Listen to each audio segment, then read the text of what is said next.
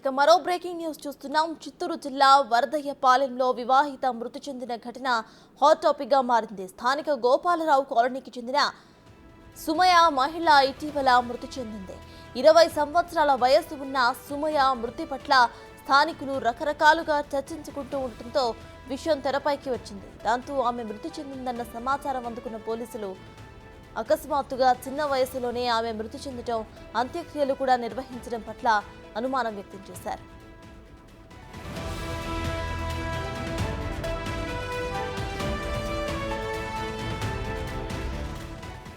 దాంతో మృతురాలి భర్త ఫాజిల్ను అదుపులోకి తీసుకున్నారు. తాజాగా శ్మశాన వాటికలోనే పోస్ట్ మార్టాన్ని నిర్వహించారు. సుమయ ఆకస్మిక మరణానికి కారణాలు తెలుసుకోవడం కోసమే పోస్ట్ మార్టం నిర్వహించామని సీఐ దివాకర్ రెడ్డి తెలిపారు. పోస్ట్ మార్టం రిపోర్ట్ వచ్చిన తర్వాత పూర్తి వివరాలు వెల్లడిస్తామని అన్నారు. మృతురాలికి 2 పిల్లలు ఉండగా ఒకరికి 2 సంవత్సరాలు, మరో చిన్నారికి 10 నెలలు ఉన్నట్టుగా తెలుస్తోంది.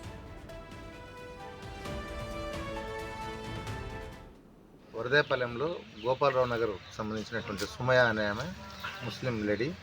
పెళ్ళి 4 ఏళ్ళైంది, 20 ఏళ్ళ వయసు ఉంటుంది. ఆమెకి 2 పిల్లలు, భర్త ఫాజిల్. ఈమె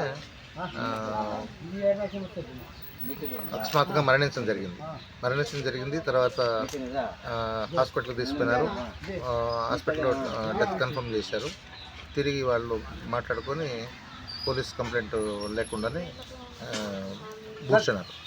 సో వయసులో ఉన్న అమ్మాయి ఎలాంటి కారణం లేకుండా ఎలా చనిపోయిందని మరణ కారణం తెలుసుకునే దానికోసం వాళ్ళ తల్లి తిరిగి మళ్ళీ కంప్లైంట్ ఇస్తే దాని మీద కేసు నమోదు చేసి ఎంఆర్ఓ గారు ఎగ్జిమేషన్ చేస్తున్నారు. సరైన మరణ కారణం తెలుసుకునే దానికోసం మాత్రమే ఈ ప్రయత్నం. వరదాయపాలెంలో గోపాలరావు నగర్.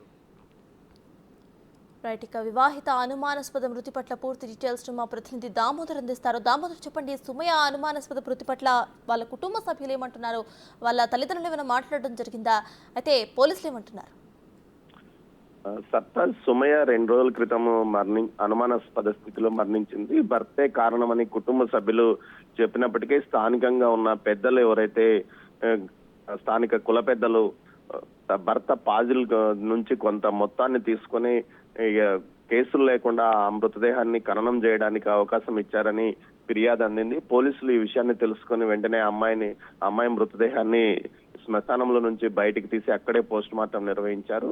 తుది నివేదిక రావాల్సింది. మొత్తం మీద అనుమానాస్పదంగా మృతి చెందిన అమ్మాయి విషయాన్ని పోలీసులకు తెలియజేయకుండా కేవలం స్థానికంగా ఉన్న కుల పెద్దల పంచాయతీతోనే మమ అనిపించినట్టు తెలుస్తుంది. ఇందుకు సంబంధించి భర్త పాజిలో ఆయన కుటుంబ సభ్యులు పెద్ద మొత్తంలో కుల పెద్దలకు డబ్బులు కూడా ఇచ్చినట్లు సమాచారం.